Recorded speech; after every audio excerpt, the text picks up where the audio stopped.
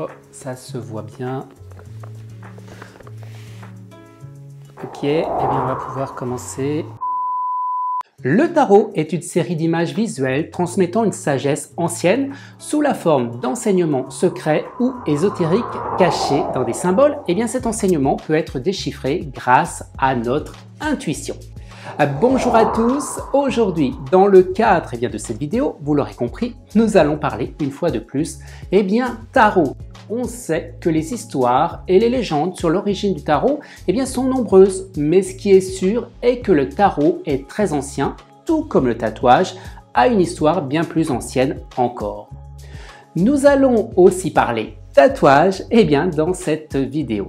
Alors, si vous êtes amateur de tarot et de tatouage, vous allez être comblé par le coffret que je vais vous présenter intitulé tout simplement Tarot et tatouage. On découvre le jeu tout de suite après le générique.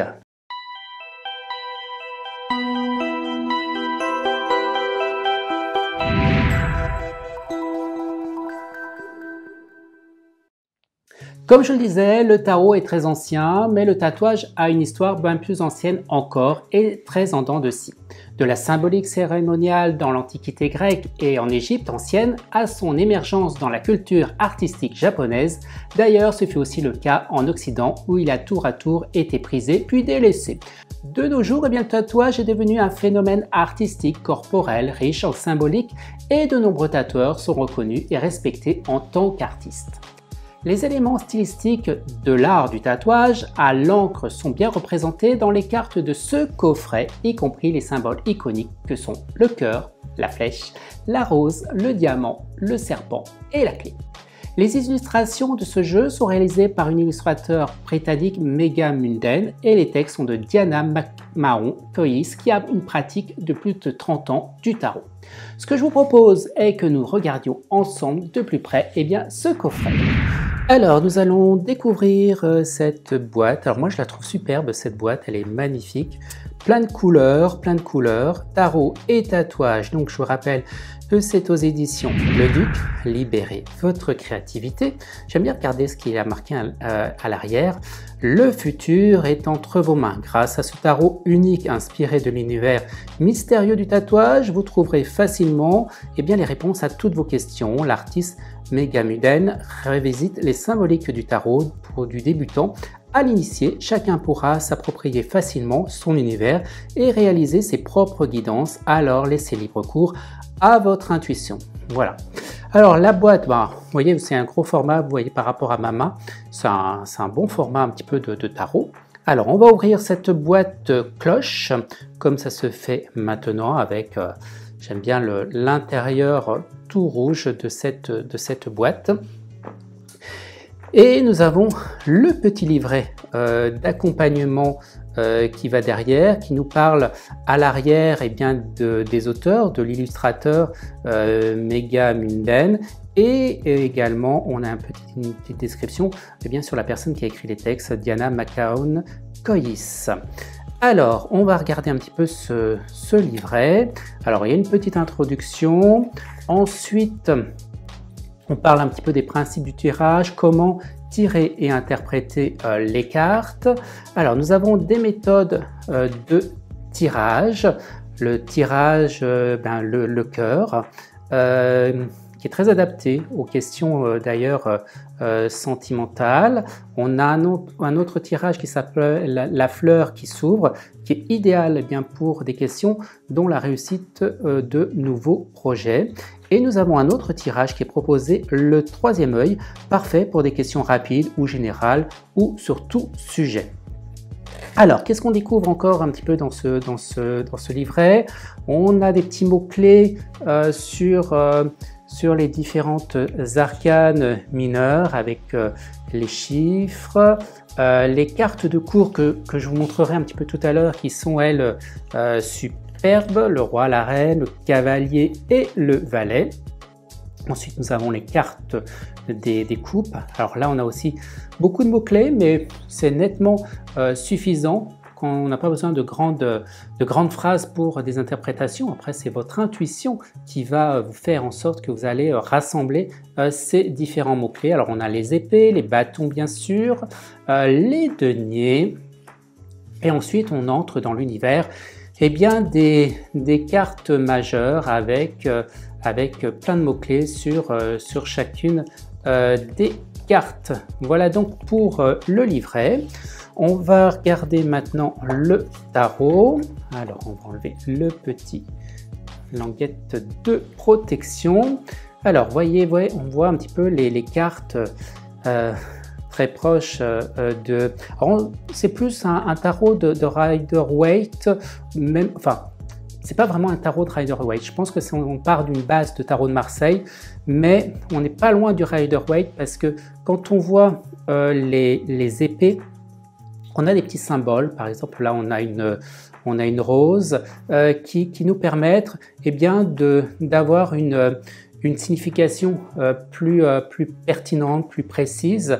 Et voilà, le 7 avec le cœur qui est transpercé. Donc, ça nous rappelle des visuels, effectivement, du tarot Rider-Waite qu'on n'a pas, effectivement, dans le tarot de Marseille. Alors, voilà le valet d'épée qui est superbe, hein, super. Voilà, on est sur des tons vert et rouge. Alors, j'ai oublié de vous parler de la format un petit peu des cartes. Elles sont brillantes, mais elles me semblent relativement assez résistante. Alors, la reine d'épée, le roi d'épée, regardez s'il est beau ce roi d'épée.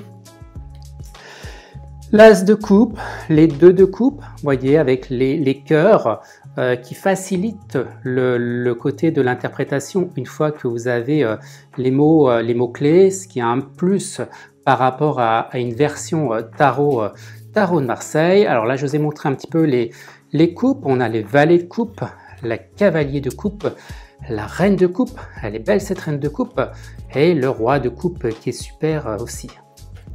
L'as de bâton, le 2 de bâton, alors on va éplucher un petit peu toutes ces cartes, les bâtons, les valets. Alors moi j'aime bien les cartes de la cour, vous voyez, valet de bâton avec ces tons rouges, on sent qu'il y a de la puissance dans le graphisme de ces cartes, et le roi de bâton. As de denier, les cartes du denier, ouais, c'est vraiment, des fois on n'a pas envie d'utiliser un tarot de Marseille dans son ensemble parce qu'il n'est pas très intuitif, mais là celui-ci il est pas mal, je dois vous l'avouer, il est pas mal et on a envie d'utiliser l'ensemble du jeu et ne pas délaisser comme on le fait habituellement, délaisser ces cartes mineures. Allez, on va regarder les cartes majeures parce que bien souvent on a tendance à pratiquer avec les cartes majeures.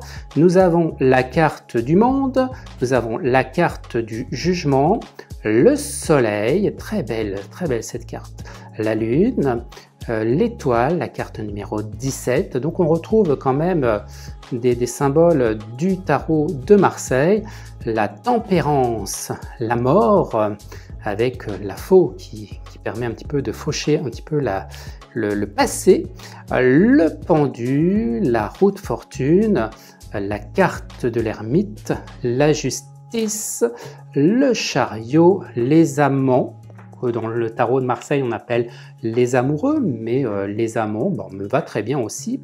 La carte le pape qui représente bien souvent la sagesse, le savoir, l'impératrice, la carte de la création qui est tournée, la tête, le visage vers l'avenir. On retrouve le symbole de l'aigle bien sûr, la papesse, la carte du battleur et le fou qu'on appelle aussi bien évidemment un petit peu le mât. Ah, on a encore d'autres cartes, ils n'étaient pas rangés dans le bon ordre, mais c'est pas grave. L'empereur qui est bien installé sur son trône. On retrouve le symbole de l'aigle. Voilà, c'est un tarot que je recommande pour, bien sûr, si vous êtes collectionneur de tarot, pour si vous êtes initié, et puis bien sûr, il pourrait être parfait pour les débutants. Et si vous êtes amateur de tatouage, alors oui, ce jeu est fait pour vous. Et c'est ainsi que s'achève la vidéo du coffret Tarot et tatouage des éditions Le Duc. J'espère que ça vous aura plu et pourquoi pas vous avoir donné l'envie de posséder un exemplaire. N'hésitez pas à me dire ce que vous avez pensé de cette vidéo en commentaire. Bien sûr, vous pouvez faire un petit pouce bleu si la vidéo vous a plu et de vous abonner à la chaîne si ça n'est pas déjà fait. Et bien sans oublier d'activer la petite cloche pour ne manquer aucune vidéo. Pour ma part, je repars à la quête de nouveaux jeux et je reviens vers vous pour une prochaine vidéo. Et d'ici là, prenez soin de vous.